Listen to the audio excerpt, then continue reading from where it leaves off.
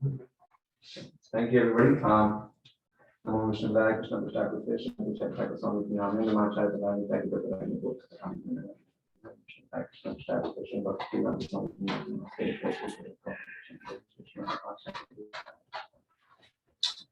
first of all, I'd like to thank His Grace Namasita Prabhu and Brother Krishni and others, Siddharth Prabhu and others who have put together this workshop. I'm really grateful to all of you for providing an opportunity by which those devotees who have some training in science could come together and share their ideas. And I can't thank you enough for all the hard work you have been putting, you have been doing throughout many years and continue to do so. So I'm really grateful to you. Thank you. So the topic of my talk today is modern science catches up with the Puranas. It is primarily based on my book called The Big Bang and the Sages. So let me begin first with my story.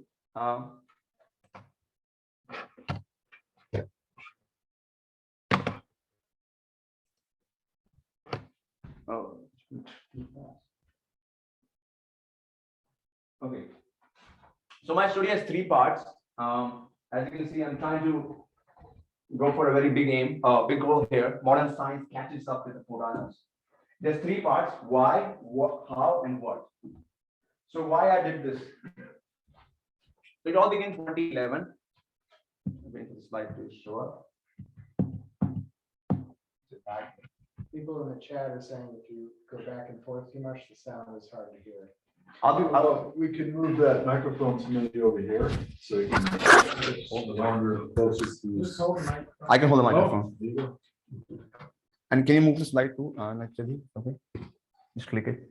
Oh, you want me to click it? Just don't. I'll tell you. Okay, so it's all started in 2011. I joined as a freshly minted graduate from India. I joined the University of Michigan Computer Science School as a PhD graduate. It was 2011 August. Next. But okay, now you can click on this video. Does that work? Let's see if that works. Okay, here it is. Yeah. Can I click in the center? Okay, I can do it. Oh, yeah, this is not moving around well. But you know, pretty soon I met our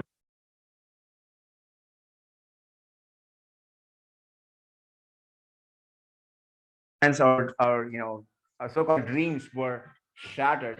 Not necessarily shattered, but I took a different direction in my whole life. Started playing drums with my dear friend Devamada Prabhu in Michigan Ann Arbor, and so I became part of his team.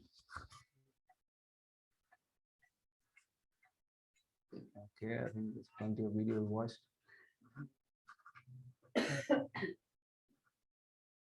Sorry. Okay, now how does it move out to the next one? No.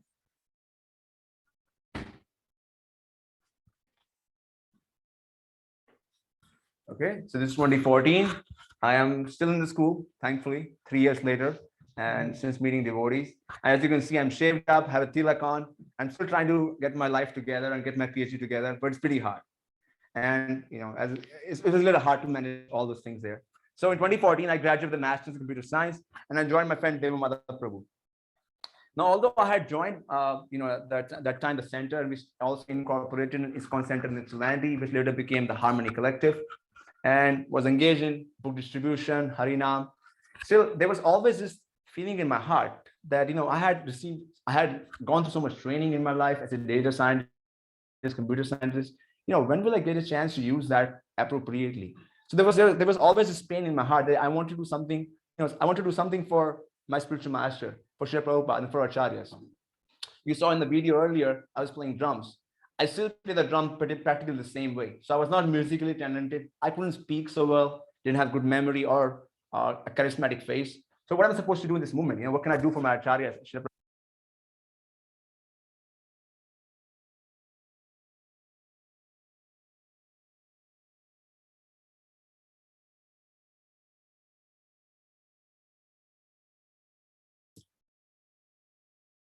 I can't hear anything.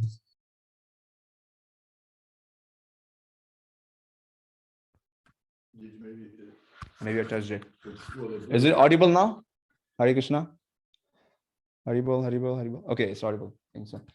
Okay, so here comes a twist in the story. In 2019, my mentor and my friend Madana Puridas, who used to be an associate or an assistant to Sadhabuddha Prabhu, and also a dear friend of Krishna Kripa Prabhu, who is here. He served BI for many years, and he was did tremendous work for bringing out the book Forbidden Archaeology. So thanks to his upbringing and training by Sadhabuddha Prabhu and Ruta Prabhu, he always had this desire, and he still continues to have this desire that he wants to use science to prove existence of God. Yesterday, all of us, we heard this talk from Krishna Abhishek Prabhu, and he was mentioning that how our epistemology allows us that through Sankhya or through this empirical means, one can show the existence of God, not necessarily the qualities of God. And that's what he really aspired always to do. And he continues to aspire to do, is somehow show that science can show that God exists. He, for about 10 to 20 years, he himself preached in the Eastern Europe, traveled extensively, giving lectures on science discovers God, using many different biological arguments, which he feels don't stand the case anymore. So we met, and he inspired me. Hey, we should, try something for this. Try something for, try something using our skills in Krishna's service. So here comes the how. So he had a hunch when he met me in 2019. What was his hunch? So on the left-hand side, you see, this is the end Permian mass extinction, the biggest mass extinction which happened on the history of the Earth. It was not the one in which dinosaurs died. In fact, this was the precursor to dinosaurs, before they came. If this extinction would not have happened, we would not have seen dinosaurs and hence the humans. That's the evolutionary picture. Anyway, so the date for the end Permian mass extinction, which is the biggest mass extinction, was 251.9 million years. And on the right-hand side, you can see is a beautiful artwork of Matsya Avatar Pralaya. And it was dated at roughly 120 million years. That's what we got from the Shastras, So he had a hunch that somehow there is some relationship here. These numbers should be doubled. Then his hunch was also based on this, his understanding or his knowledge about the origin of the sun. So all of us know that at the end of Brahma's night, Brahma creates the solar system, the sun, the moon, and the planets. And so that's roughly at 2 billion years ago. And the date for the birth of the sun or our sun is 4.5 billion years ago. So again, a factor of 2. So he told me, hey, we should find something. We should look in the Shastra and do some deep study of this subject matter. So, he, seeing his austerities and, his desire to preach Srila Prabhupada, and I just felt out of sympathy or just appreciation for his hard work. I said, okay, I'll help you. So we started working together. So this is a famous picture of Sherlock Holmes and Watson. So he was giving me the bigger picture, and I was supposed to go and find the clues. So I started looking into the Puranas, looking for more information, more data, by which I can come up with precise numbers for these dates from the Shastra, and see how they correlate with the modern scientific data points. So first of all, the Matsya Avatar, which was the biggest pralaya.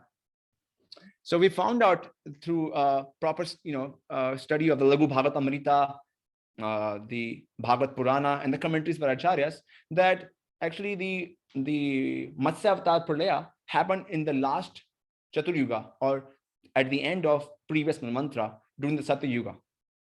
Plus it's also mentioned in the Matsya Purana that it happened 200,000 years into the Satya Yuga.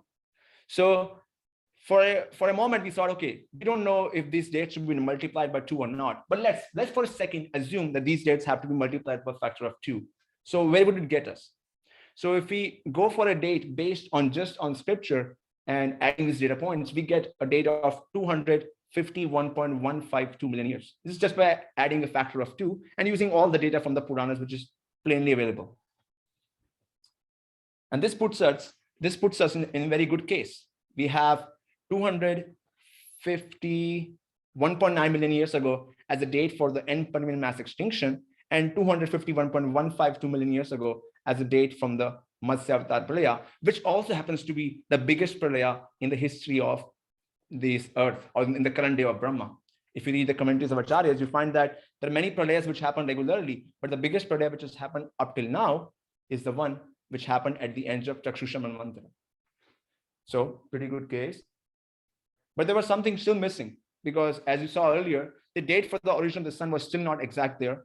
So here comes Pratisamdi. So I was, as I said, told you that my job was previously as a data scientist, which means I could really, go through a lot of data points, search pretty extensively, whether through Sanskrit or English. So I started reading all different Puranas which are accessible, and I came across Pratisamdi. Sandhya is a common concept in the Puranic time units. There's a Sandhya between Satyuga and Dwapar Yuga, Dwapar Yuga and Treta Yuga, Treta Yuga and Kali Yuga. There is Sandhya between the Manvantras. So we came across this another time unit which is not really discussed in the Bhagavad Purana or elsewhere, except in Vayu Purana and Brahmanda Purana, where there is a chapter dedicated to this section, to this topic of Pratisamdi, which is a Sandhya between two kalpas.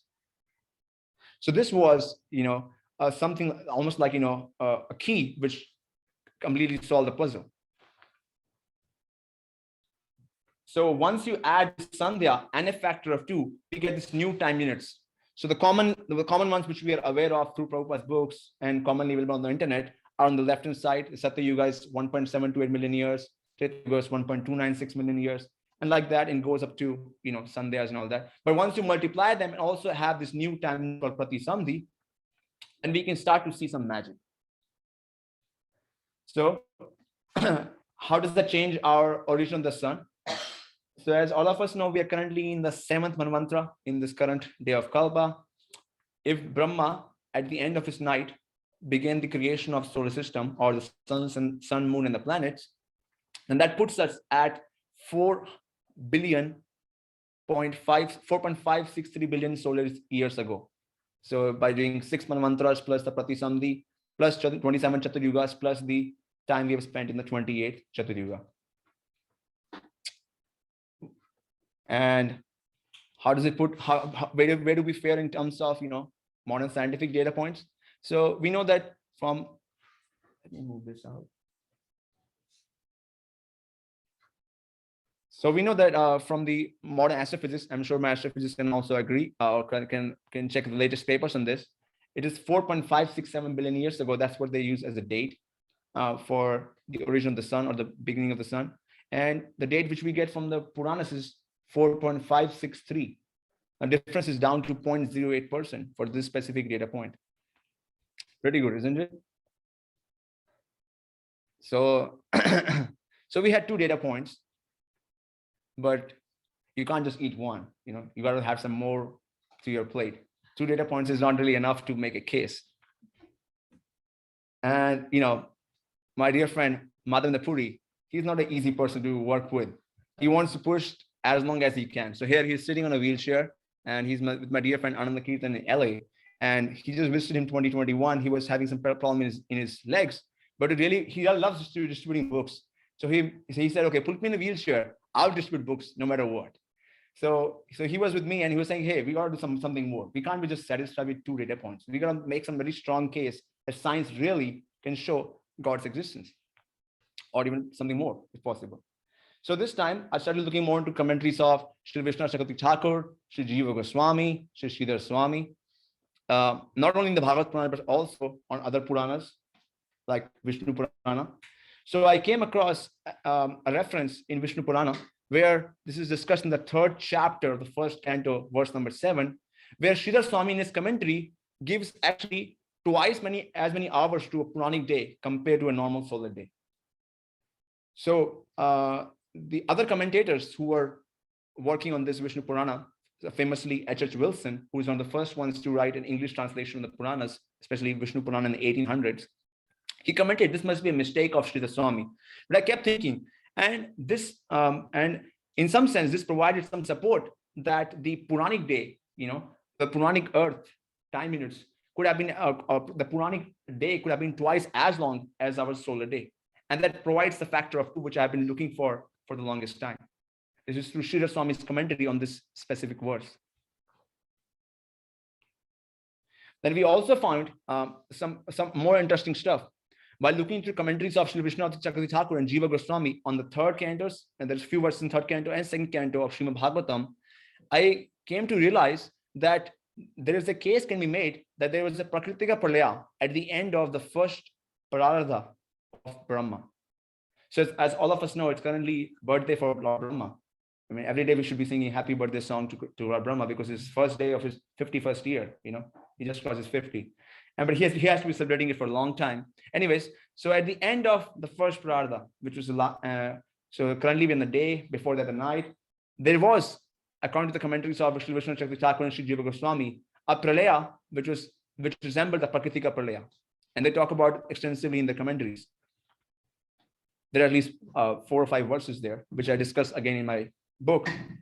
So once we add this up, so I mean, I'm not sure if I think everybody remembers it in the 12th canto of Srimad Bhagavatam, chapter 4 types of pralaya are being discussed. There is a Prakritika pralaya, which happens at the end of 2 Prarthas.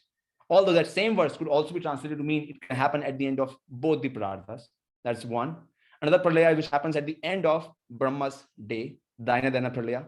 And there is a pralaya which happens, to the mantras, like at the end of every mantra.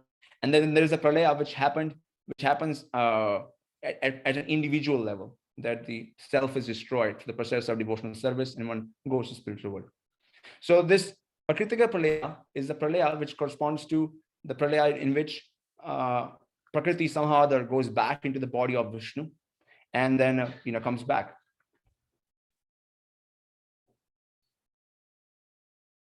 So once we go that back, currently we're halfway through the Brahma's current day, go back one night and the half day and add the Pratisandhis up, we get this date 13.819 billion solar years.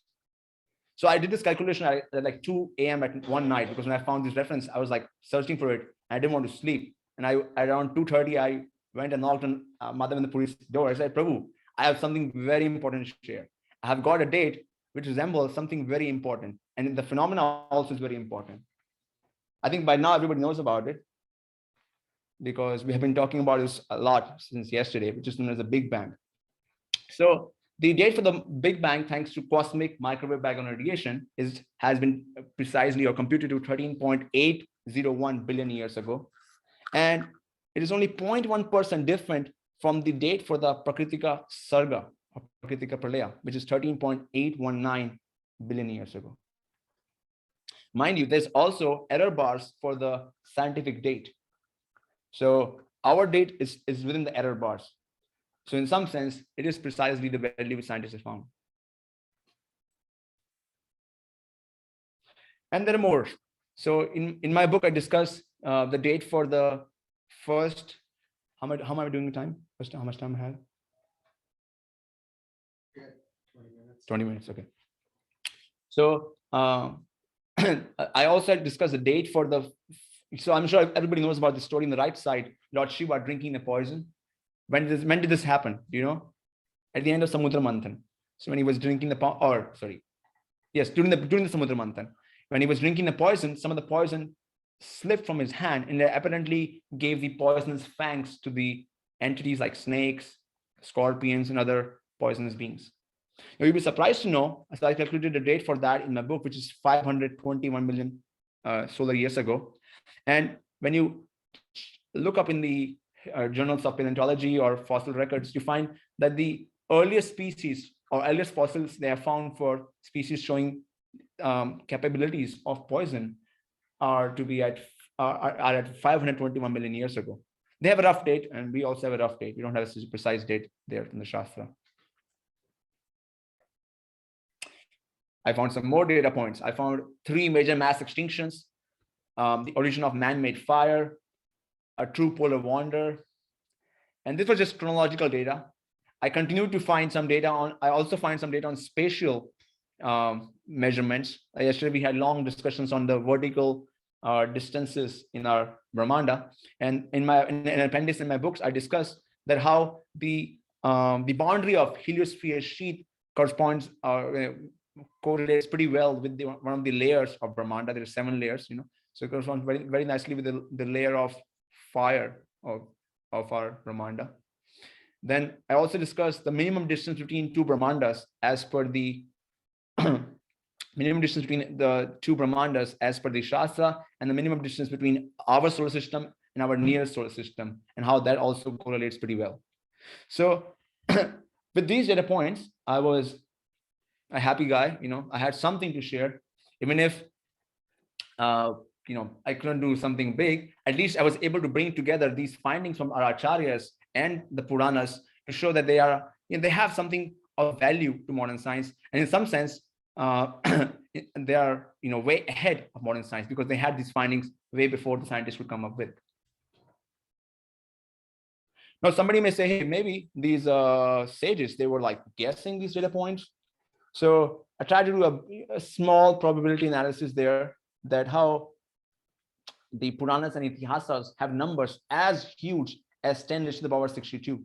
Now, if they were just guessing these dates, the probability of guessing would be 1 over 10 to the power 62. I guess you can take some zeros off for how much range they were giving, but still, it's a pretty big number.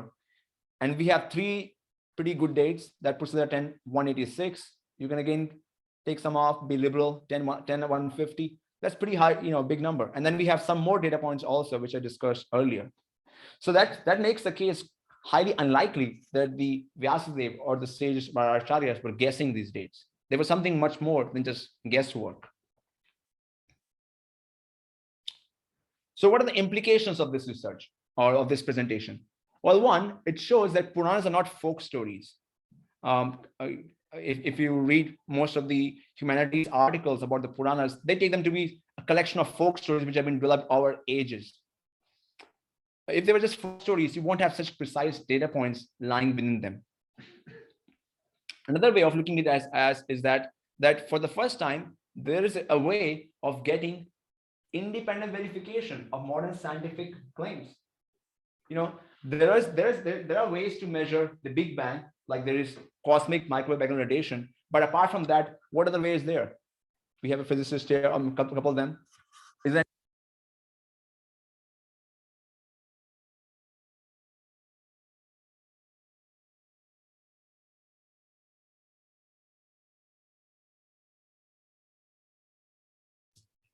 The sound has gone away.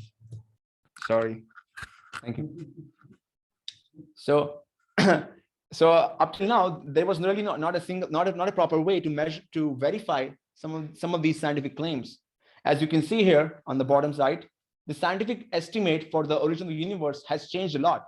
It used to be just an eternal universe, and then came Hubble. We heard about Hubble yesterday from Doug, and he changed the picture. It has to start somewhere. It must have been something in the beginning. And that would have 10 to 20 billion years ago. It became 11 to 15. And then came the CMBR and the launch of satellite, WMAP, Planck. And we had now at 13.801. But we can never be sure in science. Science is always changing. But where is it? What is it changing to? As they make a step forward, with every step forward, they have been coming closer and closer to the Puranic statement. So in some sense, for the first time, we have an independent verification of scientific claims. This can also be seen in the case of the life of the sun. So for the life of the sun, the scientific estimate was 1 to 10 billion years ago. Then it became 4.5, then it became 4.6, and now it is 4.567. Now, interestingly, the Puranas talk about, or the Bhagavad Purana and the Puranas talk about sun becoming large, a red giant, and then dying. And there's a precise date for it, which is the end of current day of Brahma. So that puts us the date for Puranic date for the end of the sun as 5.3 billion years. And currently, astrophysicists don't have a precise value for that. Reason being, they don't understand yet the exact metallicity of sun. They're working on it. There are different models, and they are trying to figure it out. They're working very hard. So they have an estimate somewhere between 5 to 8 billion years from now, sun would, have its death. So here we also have a statement which can be verified in future. So not only are we trying to show that how the Puranic statements have been verified by science, or scientific statements have been verified by Puranas, but also we are providing some testable statements for future, and by which we can show that how the Puranas are really, a class apart from any of the texts you have seen. I don't have a proper slide for this here yet, but the end Permian mass extinction, Matsya Purana talks in quite a detail about different features and phenomena which were occurring during the Matsya Avatar Pralaya. And I do a liberal translation of it, keeping in mind my scientific training.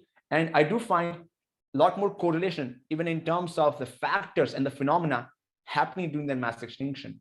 So not only quantitative correlation or congruence, but also qualitative congruence.